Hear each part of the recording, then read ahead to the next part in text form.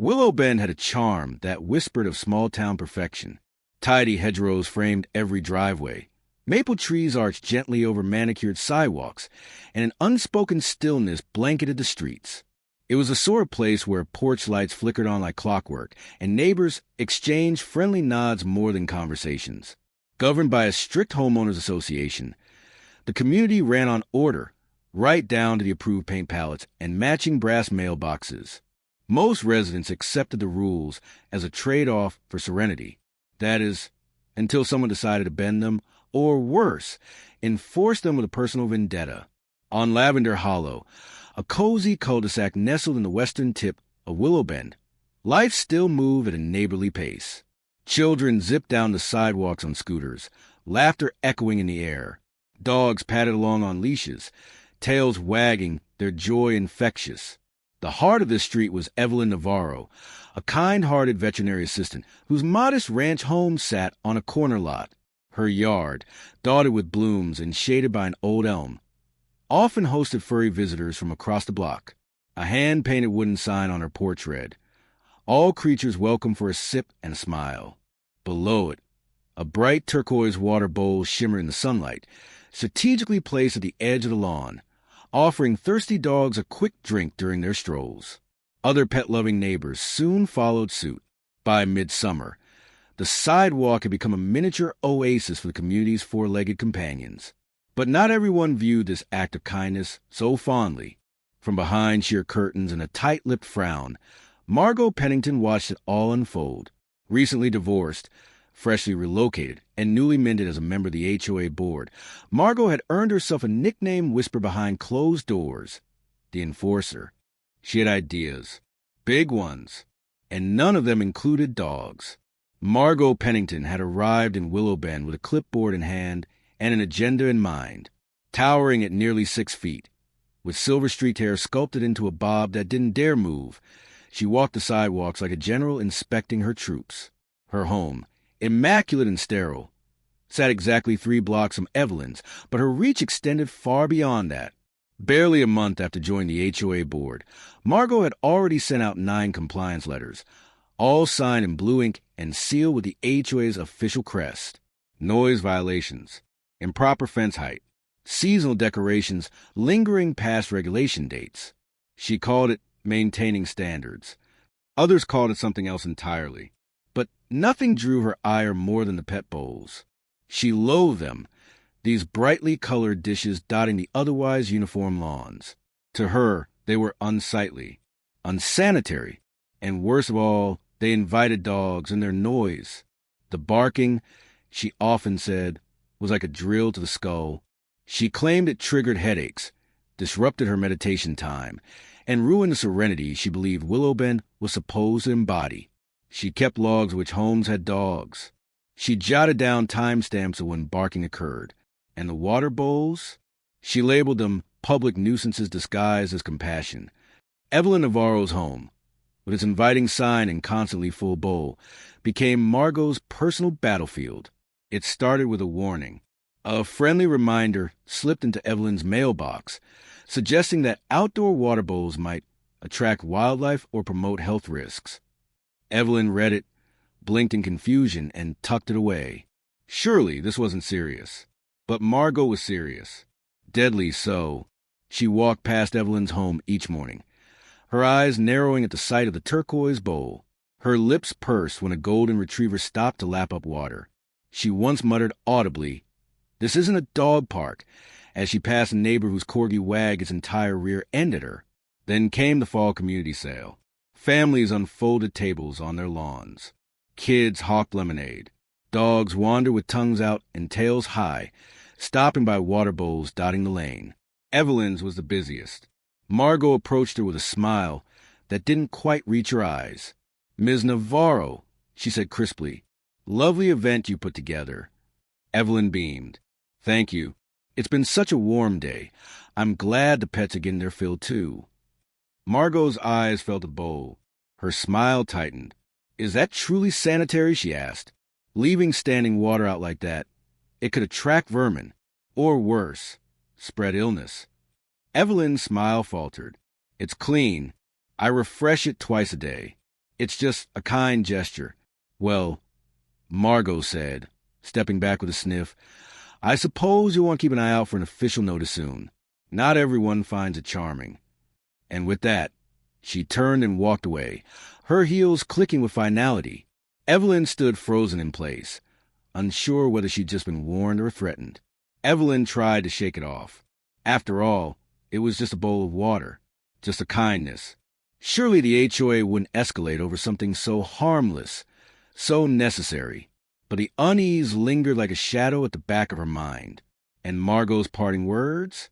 They echoed louder with each passing day. What Evelyn didn't know was that Margot had already taken her campaign to the next level. That week at the HOA compliance meeting, Margot brought it up under new business. Her tone was clinical, but her intent razor sharp.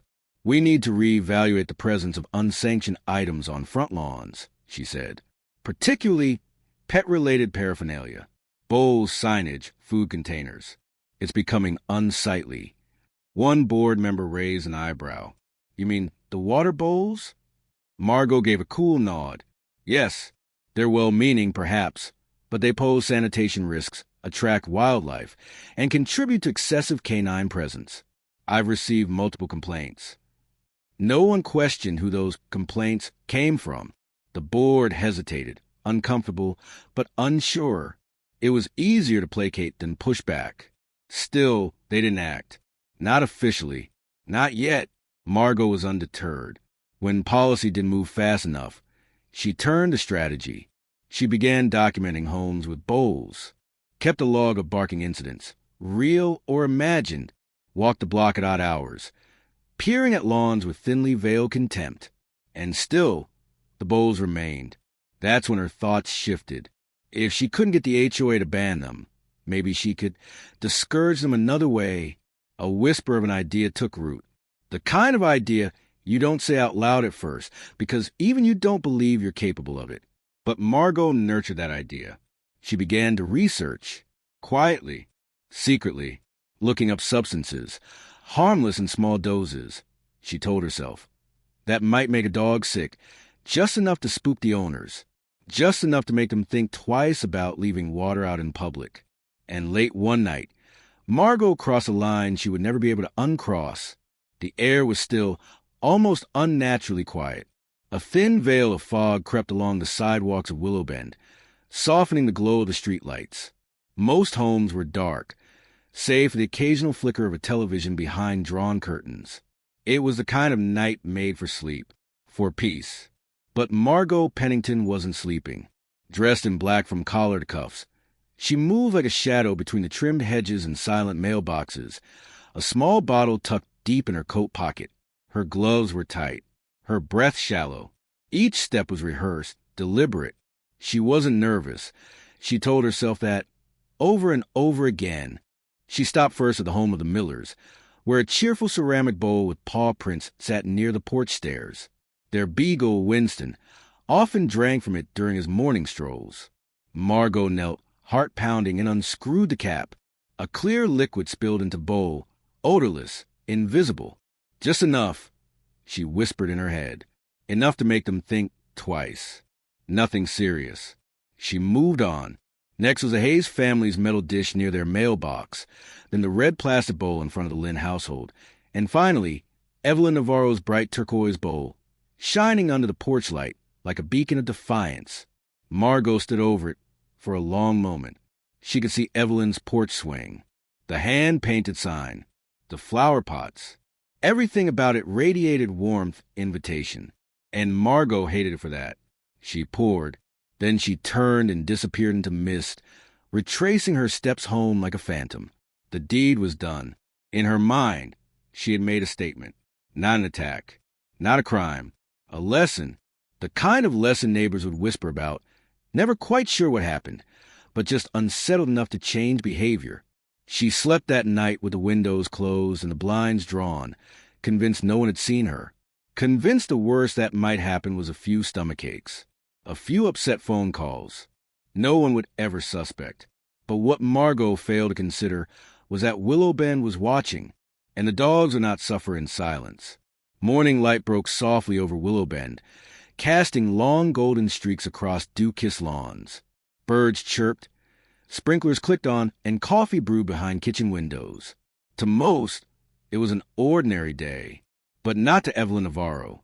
As she stepped outside, a peculiar scent hung in the air near her porch. Her nose wrinkled. Something was off. Chemical, faint but unmistakable. She crouched beside the turquoise bowl, brought it to her nose, and recoiled. This wasn't just old water. Her instincts, sharpened by years working with animals, kicked in without hesitation. She dumped the water onto grass and brought the bowl inside for a deep clean. But the unease clung to her like humidity in the air. Across the street, others weren't as lucky. At the Miller house, Winston sniffed his usual bowl, hesitated, then drank. By noon, he had vomited twice.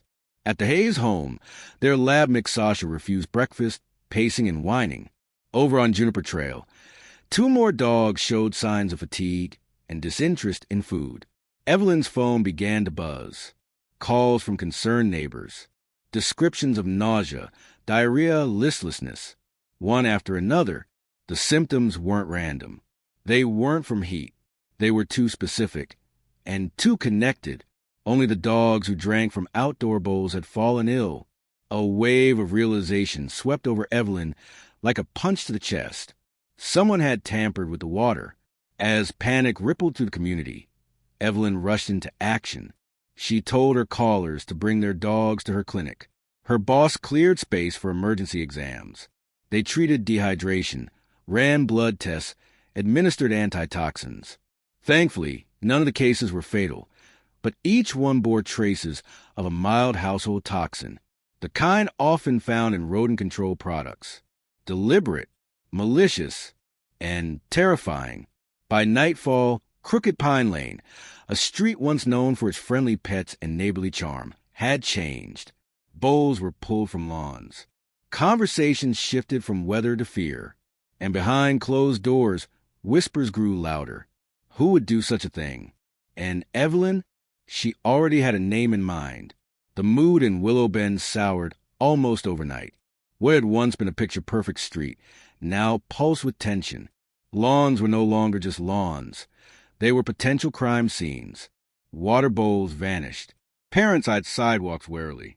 Even the dogs seemed subdued, their usual joy dimmed by illness and unease. Evelyn Navarro, once the unofficial pet mayor of Lavender Hollow, became the center of a growing circle of concern. Neighbors sought her out, texting at all hours, asking for advice, updates, anything.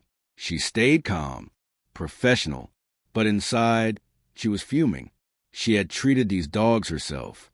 She had seen the same symptoms repeated. She had smelled the tainted water. This wasn't carelessness. It was targeted. And her gut told her exactly where to look. Margot Pennington. The timing was too perfect. Margot's complaints. Her veiled threats. The way she'd lingered near Evelyn's bowl at the garage sale. Disdain in her eyes and a warning wrapped in a smile. Then, as if on cue, the bowls are poisoned. Right after the HOA refused to act. But Evelyn knew suspicion wasn't enough. She needed proof. She quietly confided in a few trusted neighbors. Together, they formed an informal patrol group. Volunteers began walking their dogs in shifts, keeping an eye on lawns. Others watched from porches or behind blinds, noting who passed by and when. They took turns cleaning the bowls themselves, until most owners simply stopped placing them out altogether. But Evelyn refused to retreat. She wouldn't let cruelty win. Late one night, her phone buzzed with a message from a neighbor 2 blocks over. Brian Coe. He'd been thinking, what if we build a protected watering station, he wrote. Something no one can tamper with. Locked, monitored, safe.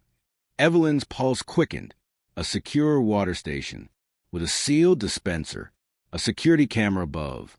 Something that stood not just as a safety measure, but a message. We will not be intimidated. She called Brian. They spoke for hours. By morning, a plan was in motion. Because if someone in Willow Bend was willing to poison dogs to make a point, then the rest of the neighborhood would make one louder. By the end of that week, Evelyn's living room had transformed into a makeshift war room. Sketches of cabinetry lay strewn across the coffee table. A whiteboard displayed timelines, cost estimates, and camera specs. Brian Coe sat cross-legged on a rug with a laptop, while two other neighbors, Lisa and Marcus, the owners of the local hardware store, discussed waterproof materials and lock mechanisms. It wasn't just about hydration anymore. It was about taking back their neighborhood. The plan? Elegant in its simplicity, bold in its message. They would construct a guarded pet hydration station, a weatherproof, tamper-proof cabinet that housed a clean water dispenser, locked with a code known only to residents. A security camera would monitor the station 24/7, feeding footage directly to cloud storage. Volunteers would maintain it daily, cleaning, refilling, logging every interaction. No loose bowls, no open containers, no opportunity for sabotage. Evelyn reached out to the HOA, not with a plea, but with proposal. She spoke at the next board meeting, her voice clear, her demeanor unshaken. We're not asking for permission to keep bowls on lawns. We're asking to build something better, safer, cleaner, and we'll fund it ourselves. The room was packed. Dozens of neighbors stood behind her, quite literally, some holding leashes, others clutching photos of their pets who had fallen ill. The air buzzed with anticipation. Margot Pennington sat stiffly near the end of the board's table, her hands folded too tightly, lips pinched with disapproval. When it was her turn to speak, she raised an eyebrow and said coolly, "Is it easier to ban pet bowls altogether?" A murmur of dissent rippled through the crowd. Evelyn didn't flinch. "Maybe, but that's not who we are." Dan Harlow, the HOA president, scanned the room and finally said, "Let's see a show of hands." Nearly every hand went up. Only one stayed down. The board approved the pilot installation of 2 hydration stations. Margot was outnumbered, outvoiced, outdone, but as she sat frozen in her chair, Evelyn caught the flicker in her eyes. Not anger this time, but fear, because Willow Bend had changed. And Margot? She was no longer in control of it. In less than 2 weeks, Willow Bend came alive with purpose. Volunteers assembled like clockwork, drilling, sawing, painting. The first hydration station took shape in Brian Ko's garage, transformed into a buzzing neighborhood workshop. Lisa and Marcus donated the cabinet wood and water-safe paint. A tech-savvy neighbor named Darryl rigged up the motion sensor camera, while Evelyn meticulously designed the internal reservoir to meet veterinary hygiene standards.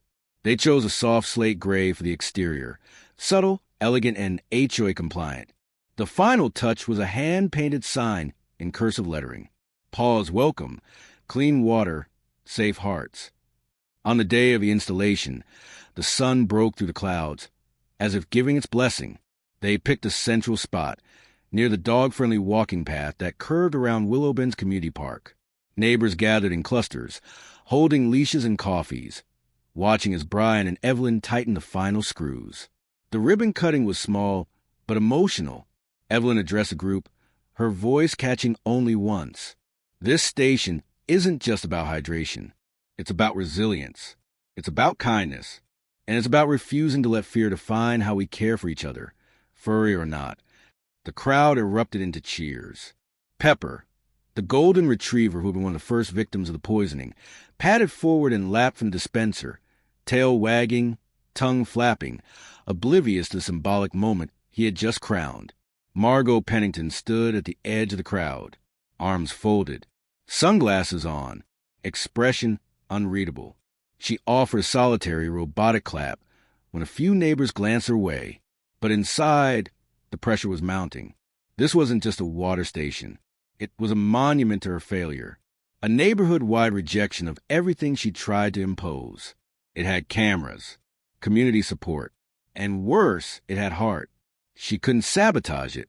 Not yet, but she could plot. As the first dog happily trotted away from the station, Evelyn turned, met Margot's gaze from across the park, and offered a soft nod. Margot didn't return it. She simply walked away. Margot Pennington couldn't sleep. The success of the hydration station gnawed at her like a splinter beneath the skin. Every morning she passed it, gleaming, intact, visited by dogs and their cheerful owners. Her jaw clenched tighter. It had cameras, It had approval. It had made her irrelevant. But worst of all, it had made her the villain. She heard the whispers, felt the stares, parents pulling their kids a little closer when she walked by, neighbors whose greetings had dried up overnight. Though no one had proof, suspicion clung to her like damp fog, heavy and inescapable. So one night, she snapped, wearing a dark hoodie and gloves. She crept toward the park under the cloak of 2 a.m. silence, a small can of spray paint in one pocket and a crowbar in the other. Her plan was simple. Block the camera's view with blasts of paint, then break into the station and damage the dispenser. Not enough to be obvious, just enough to render it useless. She approached from the side, staying out of the camera's direct line of sight. Or so she thought. She sprayed the dome with a wide arc of black paint, PFFFFFD, and quickly moved to the door, the crowbar wedged against the lock. She pulled. It groaned but held. She pulled harder. The metal bent, but the door didn't give. Frustrated, she slammed the tool against the wood once more before abandoning the effort, heart hammering, nerves unraveling. She hadn't noticed that the paint only partially covered the lens, and that the sensor had already triggered a silent alert to several residents' phones. By morning, the damage was discovered. Gouge marks near the lock. Spray paint smeared across the camera housing. A splash of black on the concrete path. The door had held, but the intent was unmistakable. Darryl retrieved the camera footage. Though the lens had been partially blocked, a sliver of clarity remained. The frame showed the side profile of a woman, shoulders, posture, cropped gray blonde hair. No face, not clearly. But everyone who knew Margot knew it was her. Evelyn stared at the screen, her stomach churning. She couldn't take it to the police. Not yet. It was enough to confirm suspicion, not enough for arrest. But it was something. A few hours later, Evelyn filed a report with Officer Justine Powers, turning over the footage and a written statement. Patrols were increased. Volunteers doubled down. And at the next emergency HOA meeting, the footage was shown to a packed room. The audience gasped, then turned. All eyes fell on Margot. The room fell into a deep, breathless silence as the final frame of the footage froze on the screen. Margot's unmistakable profile, caught in grainy shadow, her arm mid-spray. Though no name was spoken, the truth hung in the air like smoke. Margot rose slowly from her chair. "I had nothing to do with this," she said flatly. "You're all making assumptions from a blurry image. It could be anyone." But the murmurs began, soft at first, then louder. Residents stood, some with arms crossed, others shaking their heads in disbelief. "You tried to destroy something meant to keep our pets safe. You harassed us, then blamed us for protecting our animals. We know it was you." Evelyn didn't speak at first. She let the room speak for itself. But when it quieted, she stepped forward. "You don't have to admit it here, Margot," she said gently. "But we need you to understand, this isn't just about a bowl or a station. This is about trust, about decency, about who we are as neighbors." Margot's hands trembled, her jaw locked. "This has been blown out of proportion." "No," said Dan Harlow, the HOA president. "What's been blown away is any credibility you had on this board." He turned to the rest of the members. A motion was made, and with a vote of 6-1, Margot Pennington was formally removed from her position on the HOA Compliance Committee. The one dissenting vote, notably, was not hers. She had abstained. She stood in silence as the vote was recorded. Her eyes darted to the screen, then to the dozens of faces staring back at her. Not angry, necessarily. Just stunned. That night, she walked home alone. No one followed. No one spoke. She passed a hydration station on her way, the one she tried to destroy. It still stood, unscathed, functional, guarded by a new set of lights and a small sign that now read, "Protected by the community." Over the next few weeks, Margot's presence around Willow Bend diminished. She no longer attended meetings, no longer walked the block. Her blinds remained drawn, her lawn meticulously maintained but untouched by human warmth. But something shifted. A few days later, a letter arrived at Evelyn's door. Handwritten. Simple. "I'm sorry. For all of it. I let bitterness become cruelty. Thank you for protecting what I tried to tear down. I don't expect forgiveness, but I needed to say it. Margot, Evelyn folded the letter carefully and placed it in a drawer. No parade, no public confession, but maybe, just maybe it was a start. In the months that followed, the hydration station became a fixture in Willow Bend, a symbol not just of pet care, but of what it meant to protect the vulnerable. More stations were added. The community walked with lighter hearts.